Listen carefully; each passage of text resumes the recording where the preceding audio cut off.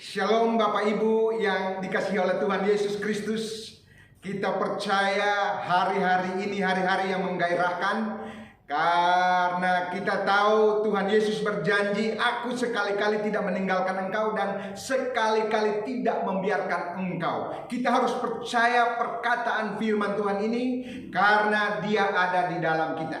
Tuhan Yesus baik, sangat baik dan teramat baik. Salam taat, tuntaskan amanat agung Tuhan Yesus Kristus. Sebelum kita mendengar kebenaran firman Tuhan, mari kita berdoa bersama-sama, minta dipimpin, dituntun, diajar oleh Roh Kudus, sehingga kita bisa dapat mengerti dan menerima pewahyuan dari Tuhan. Waktu kita mendengar firman Tuhan, waktu kita baca firman Tuhan, kita terima, dan firman Tuhan jatuh di tanah hati yang subur, berbuah berlipat kali ganda. Dan di mana kita berada, kita menjadi jawaban. Di mana kita berada, kita menghadirkan terang.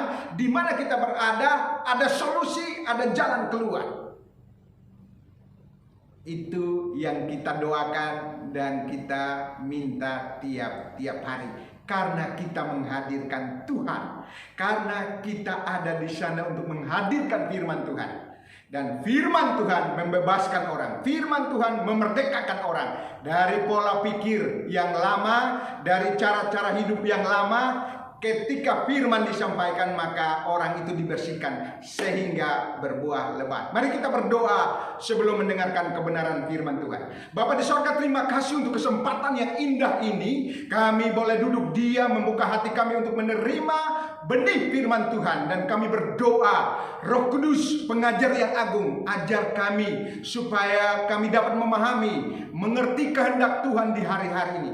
Pimpin kami, tolong kami Tuhan. Terima kasih Bapa di sorga, berfirmanlah karena kami siap mendengar. Di dalam nama Tuhan Yesus Kristus firman yang hidup itu, kami berdoa. Haleluya, amin. Baik, mari kita lihat kebenaran firman Tuhan yang perlu kita renungkan bersama-sama di minggu siang hari ini. Masih dalam ingatan kita, kita saja baru selesai membaca kitab Kisah Para Rasul. Dan saya percaya seluruh jemaat yang mengambil bagian untuk membacanya pasti mendapatkan banyak pewahyuan, banyak rema, banyak berkat rohani dari bagian firman Tuhan, yaitu Kisah Para Rasul. Hari ini saya mengajak kita untuk melihat satu bagian yang fokus kepada satu ayat. Ayat itu sangat-sangat memberkati baik saya dan juga saya berdoa supaya Bapak Ibu kita semua, gereja Tuhan, bahkan seluruh gereja Tuhan yang menonton video ini diberkati oleh Tuhan. Dan dengan kekuatan kuasanya kita melangkah bersama Dia, berjalan dengan Dia, bergerak bersama dengan Dia. Kita berdoa bersama-sama dan memohon anugerah dan kekuatan kuasanya. Baik, dalam Kisah Para Rasul pasal yang ke-9, Kisah Para Rasul pasal yang ke-9, saya bacakan ayat 1 hingga ayat yang ke-5 saja dulu, supaya kita lihat. Saulus bertobat. Sementara itu berkobar-kobar hati Saulus untuk mengancam dan membunuh murid-murid Tuhan. Ia menghadap imam besar dan meminta surat kuasa daripadanya untuk dibawa kepada majelis-majelis Yahudi di Damsyik, supaya jika ia menemukan laki-laki atau perempuan yang mengikuti jalan Tuhan, ia menangkap mereka dan membawa mereka ke Yerusalem. Dalam perjalanannya ke Damsyik, ketika ia sudah dekat kota itu, memancar dari langit mengelilingi dia. Ia rebah ke tanah dan kedengaranlah olehnya suatu suara yang berkata kepadanya, Saulus, Saulus, mengapakah engkau menganiaya aku? Ayat yang ke-5. Jawab Saulus, siapakah engkau Tuhan? Katanya, akulah Yesus yang kau aniaya. Haleluya. Berbahagialah kita yang membaca, merenungkan, mendengar kebenaran firman Tuhan, merenungkan, bahkan minta Roh Kudus memberi kita kekuatan untuk melakukannya. Maka orang-orang yang melakukan firman Tuhan pasti hidup. Terima kasih. Baik, kita lihat bagian yang perlu kita renungkan di siang hari ini di ayat yang keempat.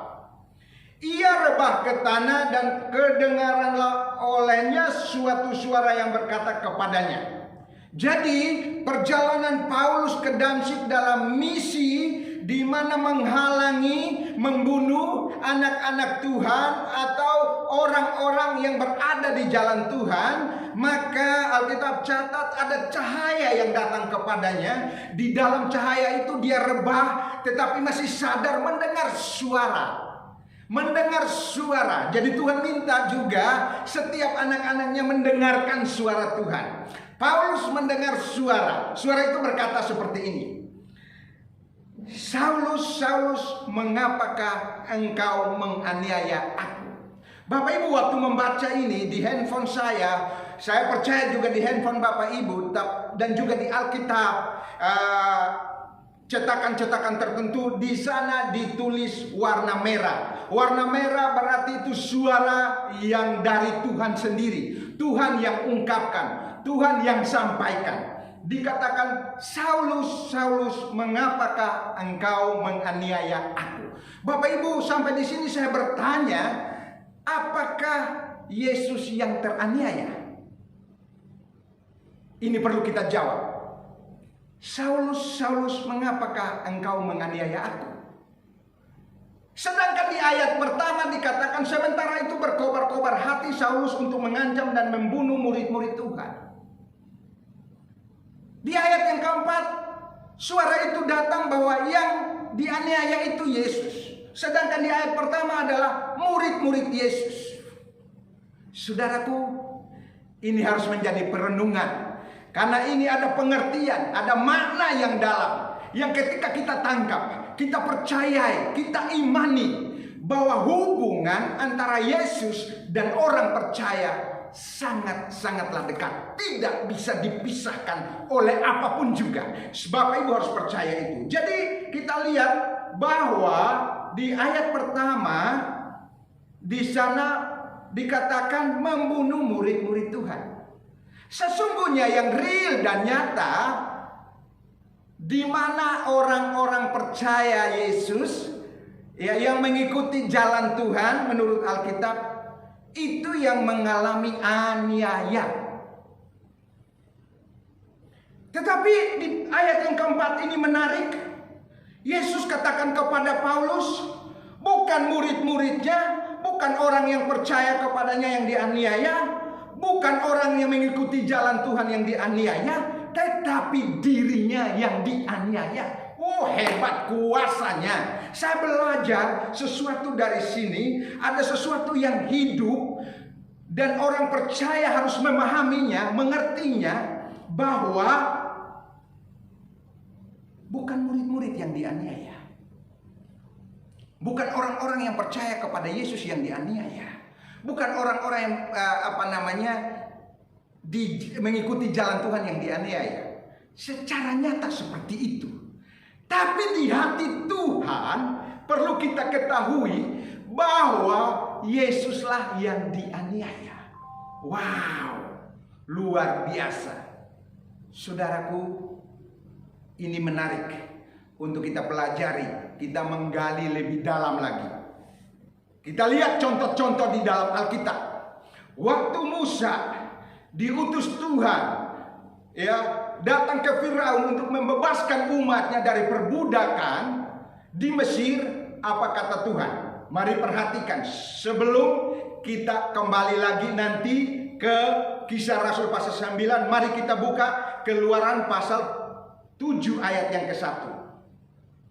Kitab Keluaran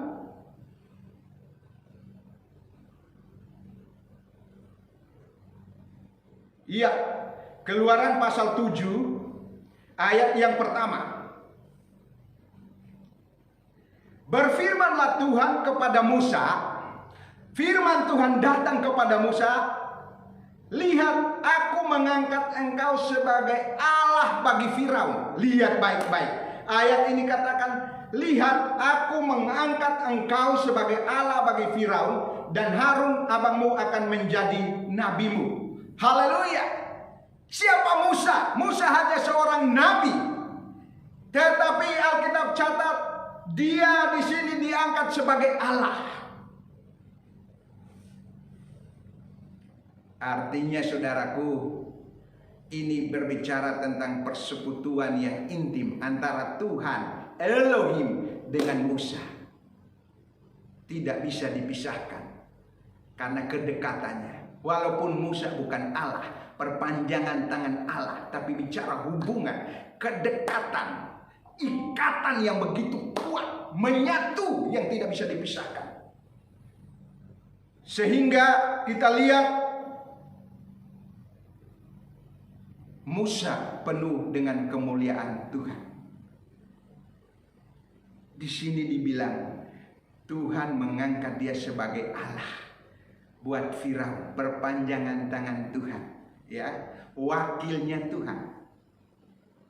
Kita lihat lagi, siapa lagi contoh di dalam perjanjian lama? Elia. Mari kita lihat. Elia dalam 1 Samuel 2 ayat 35. Tadi Musa diangkat menjadi Allah untuk Firaun. Nah, kita harus melihat dari satu sisi adalah kedekatan, persekutuan yang manis antara pilihan Tuhan, orang-orang pilihan Tuhan. Sehingga kalau kita kaitkan dengan kisah Rasul, Tuhan merasa dia teraniaya walaupun secara real adalah murid-murid Tuhan, orang-orang yang percaya kepadanya, yang mengikuti jalan Tuhan, yang dianiaya, tetapi Tuhan merasakannya, Tuhan mengalaminya bahwa dialah yang dianiaya. Di ayat yang kelima selanjutnya ditegaskan, nanti kita kembali kepada kisah Rasul pasal 9. Tetapi kita lihat Musa pun demikian, kemudian Elia pun demikian. 1 Samuel 2 ayat 35, dan aku akan mengangkat bagimu seorang imam kepercayaan yang berlaku sesuai dengan hatiku dan jiwaku. Jadi Elia ini sesuai dengan hati Tuhan dan jiwanya Tuhan. Coba, begitu dekatnya, begitu mesranya, adalah bagian yang tidak bisa terpisahkan. Jadi saya ibaratkan kepala ini tidak bisa dipisahkan dari tubuh karena sudah menyatu. Tangan ini tidak bisa dipisahkan dari tubuh untuk berjalan sendiri karena sudah terhubung, menyatu. Maka itu di Yohanes dikatakan seperti ranting-ranting yang melekat pada pokok. Ya, tidak bisa lepas, tidak bisa berbuah tanpa terhubung dengan pokok. Jadi Musa disebut Allah karena sudah menyatu dengan Tuhan. Elia menjadi jiwanya Tuhan, menjadi hatinya Tuhan untuk tetap hidup sampai selama-lamanya. Menggambarkan bahwa satu persekutuan yang intim. Sehingga apa yang dialami Elia itu juga yang dialami Tuhan. Apa yang dialami Musa itu pun juga yang dialami Tuhan Elohim. Bahkan juga apa yang dialami oleh Rasul Paulus itu juga yang dialami Yesus. Sehingga dia berkata di dalam suara itu yang datang kepada Paulus yang lagi rebah, Saulus, Saulus, mengapa engkau menganiaya aku? Bapak, Ibu, dan saya harus bangga punya Tuhan yang hebat, yang merasakan apa yang kita rasakan, apa yang kita alami. Karena kita percaya kepada Yesus, apapun yang kita alami, sakitkah itu, pergumulan apakah itu, kalau bukan karena kelalaian kita, saya percaya Tuhan juga mengalami demikian. Sekalipun kelalaian kita, Tuhan juga mau menolong kita. Tuhan juga mau memulihkan kita. Sama seperti dia datang kepada Paulus dan katakan kepada Paulus, Saulus, Saulus, mengapa engkau menganiaya aku? Dia merasa teraniaya. Betapa bahagianya kita yang percaya kepadanya. Kita tinggal di dalam dia dan dia di dalam kita. Dia menyatu dengan kita. Saya ibaratkan dia berkata dia adalah roti hidup. Kalau roti kan pasti untuk dimakan. Waktu dimakan menyatu dengan tubuh kan sudah tidak bisa dipisahkan roti itu lagi. Tapi roti itu sudah menyatu dengan tubuh. Itulah bicara kedekatan. Itulah bicara tentang persekutuan. Itulah berbicara tentang keintiman antara orang percaya dengan Tuhannya. Jadi siapapun yang mencoba-coba untuk menjamah, membicarakan biji mata Tuhan harus bertanggung jawab dengan Tuhan. Jangan pernah berkatakan hal-hal yang tidak benar, yang tidak kita ketahui yang bukan kehendak Allah kepada orang-orang yang diurapi oleh Tuhan. Karena apa? Hidup mereka, yang memanggil mereka, yang menentukan mereka, yang memilih mereka, yang mengurapi mereka adalah Tuhan Yesus sendiri. Sehingga kalau dia teraniaya, dia tersakiti oleh kata-kata kita, dia tersakiti oleh sikap kita, ingat baik-baik. Yesus juga katakan kepada Paulus, kenapa engkau menganiaya aku? Terbukalah mata kita bahwa orang-orang yang telah percaya kepada Yesus Kristus, yang telah diurapi, bagian yang tidak bisa dipisahkan. Jadi apa yang dialami oleh orang-orang percaya, itu juga Tuhan Yesus alami. Haleluya, puji Tuhan. Kita perhatikan lebih dalam lagi. Tadi dalam Musa, satu ayat datang kepada kita. Dia bilang gini, maka Keluaran 4 ayat 15-16. Maka engkau harus berbicara kepadanya dan menaruh perkataan itu ke dalam mulutnya. Aku akan menyertai lidahmu, dan lidahnya akan mengajarkan kepada kamu apa yang harus kamu lakukan.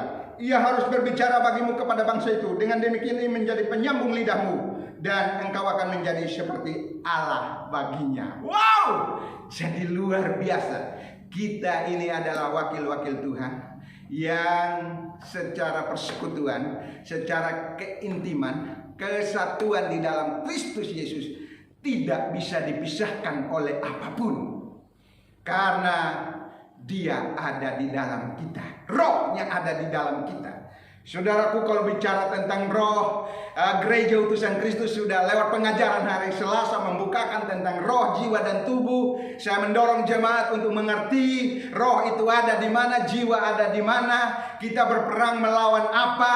Tentu lewat mimbar ini saya tidak ajarkan karena cukup panjang waktunya. Saya hanya ingin tekankan bahwa orang percaya yang sudah dipanggil, yang sudah dipilih, yang sudah diurapi, itu bagian di dalam Tuhan, yang kalau dia mengalami sesuatu, Tuhan Yesus juga mengalami. Sehingga dia katakan kepada Paulus, Saulus, Saulus, mengapa engkau menganiaya aku?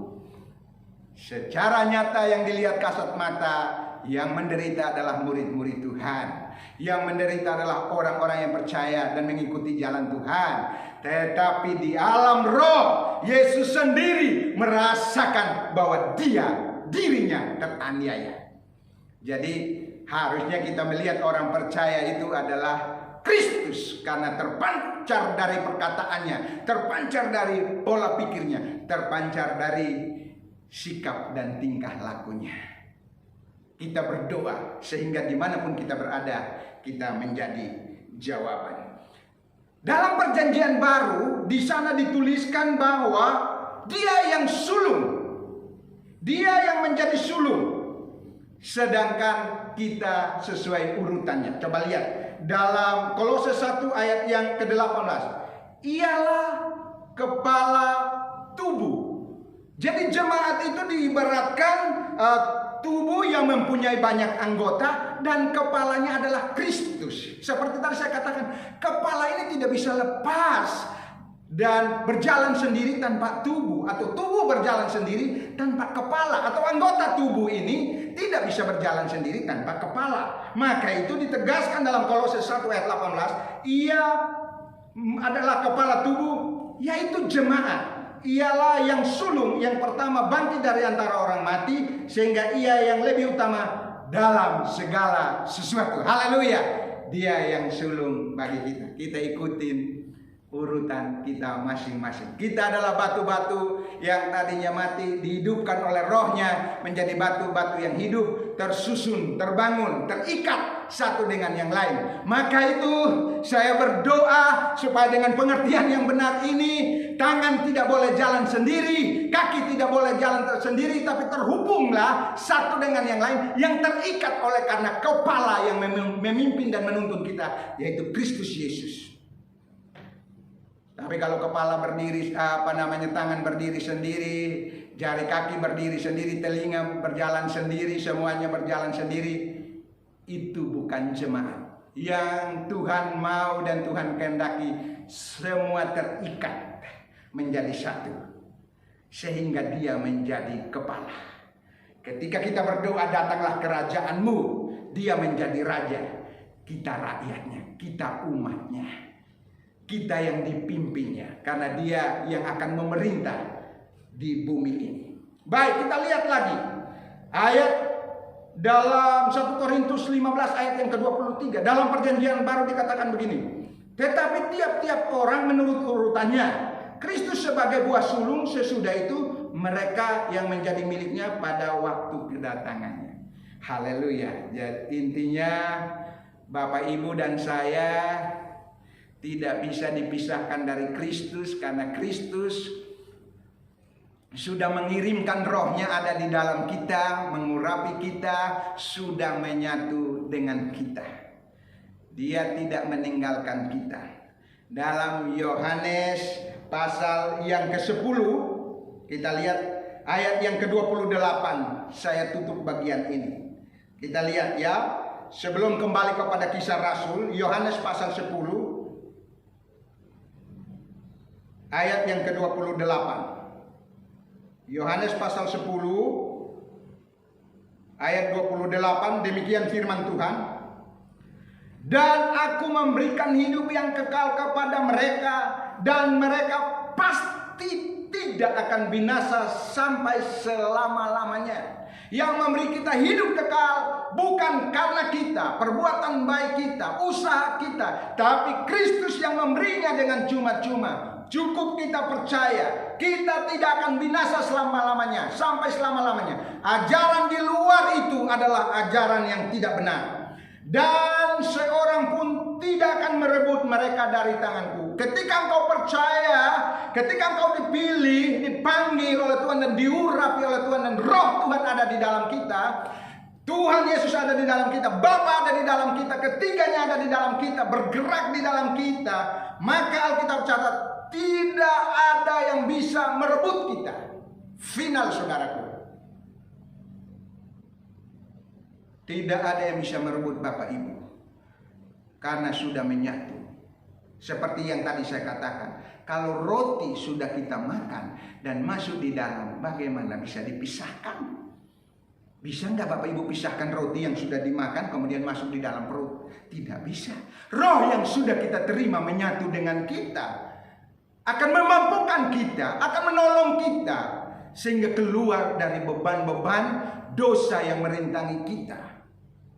Jadi jangan takut, ya, teruslah berjuang, datang kepada Roh Kudus, minta kepada Tuhan Yesus Kristus supaya memampukan kita mengasihi Dia lebih lagi dan lebih lagi. Kisah Rasul pasal 9 ayat yang kelima, lihat, ditegaskan lagi. Kisah para Rasul, ya, ayat yang kelima, pasal 9 ayat yang kelima. Coba perhatikan Bapak Ibu. Saulus menjawab, waktu mendengar suara tadi, Saulus, Saulus, mengapa engkau menganiaya aku? Saulus menjawab begini, jawab Saulus, siapakah engkau Tuhan? Katanya, akulah Yesus yang kau aniaya. Sekali lagi ditegaskan lagi, dan menjawab Paulus dengan tegas, dengan penuh kuasa, dengan penuh urapan, bahwa akulah yang engkau aniaya. Maka itu orang percaya di bangsa ini, apapun yang terjadi, jangan takut. Karena apa yang kita alami senantiasa tiap-tiap hari, gereja dibakar, orang percaya dibunuh, jangan takut, karena mereka menganiaya Tuhan. Justru kita bangkit dan menghadirkan Tuhan. Akhirnya seorang Paulus dipakai Tuhan secara dahsyat. Kenapa? Karena mendengar dan menerima suara dari sorga, melakukan itu. Dan Tuhan berfirman, tetapi bangunlah dan pergilah ke dalam kota, di sana akan dikatakan kepadamu apa yang harus kau perbuat. Mari kita tunduk, mari kita ikuti setiap proses Tuhan. Kalau kita hari-hari ini mengalami sakit, kalau hari-hari ini kita mengalami kekurangan, kalau hari-hari ini kita mengalami tekanan, kalau hari-hari ini kita mengalami banyak persoalan, dengarkan, Tuhan juga mengalami apa yang engkau alami. Dan saya percaya Dia akan menolong kita, Dia akan memimpin kita, Dia akan membantu kita, Dia akan memberi kita jalan keluar, Dia juga menyertai kita. Terkecuali itu, kalau kelalaian kita sendiri, kalau kelalaian Bapak Ibu dan saya sendiri, ya sebagai didikan, sebagai ajaran dari Bapak yang baik, kita tidak terlepas dari dirinya karena kita berbuat salah dan dosa. Tapi Dia akan mendidik kita, Dia akan mengajarkan kita, Roh Kudus akan ingatkan kita, Roh Kudus akan bantu kita. Maka waktu kita mendengar firman Tuhan datang menegur kita, firman Tuhan datang mengingatkan kita, firman Tuhan datang menyentuh hati kita. Terbukalah hati kita dan datang kepadanya. Katakan, Tuhan Yesus, ini aku. Pakailah aku Tuhan. Dan pasti Dia akan melakukan kehendaknya dalam kehidupan kita pribadi lepas pribadi. Persekutuan, keintiman orang percaya ya dengan Tuhan Yesus Kristus tidak bisa dipisahkan oleh apapun. Kedekatannya. Kenapa orang percaya menderita aniaya? Yesus pun juga mengalaminya. Kalau karena tekanan-tekanan dari dunia ini, karena kita menjadi saluran berkat, kita menjadi perpanjangan tangan Tuhan, perpanjangan lidah Tuhan seperti Musa. Jangan takut, jangan takut. Kita baca dalam kitab Kisah Rasul, walaupun mereka di dalam penjara, malaikat datang, jangan takut, Tuhan melepaskan kita. Walaupun mereka ada di dalam gelombang yang tidak menentu, angin badai, malaikat hadir dan memberitahu, engkau tidak binasa, jangan takut. Apa yang menjadi pergumulan kita hari-hari ini, firman Tuhan telah datang kepada kita, jangan takut. Karena apa yang kau alami, karena hidup di dalam kebenaran, hidup di dalam takut akan Tuhan, hidup mengiring Tuhan, banyak hal kita alami, percaya Tuhan juga merasakannya. Tuhan Yesus baik, kiranya firman Tuhan ini memberkati kita. Mari terus setia melayani Tuhan, teruslah memberitakan kabar baik, supaya setiap orang, mereka yang menerima Dia sebagai Tuhan dan Juru Selamat, Tuhan Yesus Kristus bertahta atas hidup mereka, dan mereka semua diselamatkan. Segala kemuliaan, kejayaan, kehormatan bagi Tuhan Yesus Kristus. Bapa di sorga, kami mengucap syukur untuk keintiman persekutuan yang manis, kedekatan, di mana apa yang kami alami di hari-hari ini dalam melakukan kebenaran. Kami tahu ada banyak pergumulan, banyak persoalan. Kami tahu apa itu kekurangan, kami tahu apa itu kelebihan, kami tahu apa itu sakit penyakit. Kami percaya Tuhan Yesus menyertai kami. Tidak ada yang bisa memisahkan kami dari tangan Tuhan. Kami percaya itu firman Tuhan, ya dan amin. Kalau ada ajaran-ajaran lain di luar itu, biarlah Engkau teguhkan mereka, ingatkan mereka, tolong mereka, beri mereka pengertian bahwa Tuhan Yesus mengasihi mereka. Saulus, Saulus, mengapa engkau menganiaya aku? Kata Tuhan. Karena itu Tuhan, kami yakini firman Tuhan itu. Ketika Engkau yang memanggil kami, memilih kami dan mengurapi kami, bahkan menempatkan Roh-Mu di dalam kami, sehingga Yesus membangun rumah di dalam kami dan menyebar melalui pola pikir kami, menyebar melalui kehendak kami, menyebar melalui perasaan kami, menyebar melalui setiap ucapan kami, bahkan seluruh keberadaan hidup kami. Biarlah Tuhan Yesus, Engkau makin lebih besar, Engkau mulia, dan terpancar melalui kehidupan pribadi, setiap pribadi, orang-orang yang telah mengambil keputusan dan menerima Engkau sebagai Tuhan dan Juru Selamat. Terpujilah Engkau Tuhan. Sekali lagi kami mengucap syukur untuk berkat yang mulia ini, untuk kasih karunia, untuk keintiman, kasih mesra, persekutuan yang manis ini. Di dalam Tuhan Yesus Kristus, dimanapun kami berada, ada Yesus, ada Tuhan yang besar yang menyertai kami dan mengurapi kami. Aku berdoa di dalam nama Yesus, buat mereka yang sakit, teguhkan hati mereka, sembuhkan dan pulihkan mereka, kuatkan mereka untuk dapat menanggungnya, dan mereka sadar, mereka percaya bahwa Yesus lebih besar dalam kehidupan mereka. Maka ada kebangkitan, ada kesembuhan, ada pemulihan, ada jalan keluar. Terpujilah Engkau Bapa di sorga. Di dalam nama Tuhan Yesus Kristus kami berdoa dan bersyukur. Haleluya, haleluya. Amin. Tuhan Yesus memberkati kita. Shalom. Taat tuntaskan amanat agung Tuhan Yesus dan selamat hari Minggu. Shalom.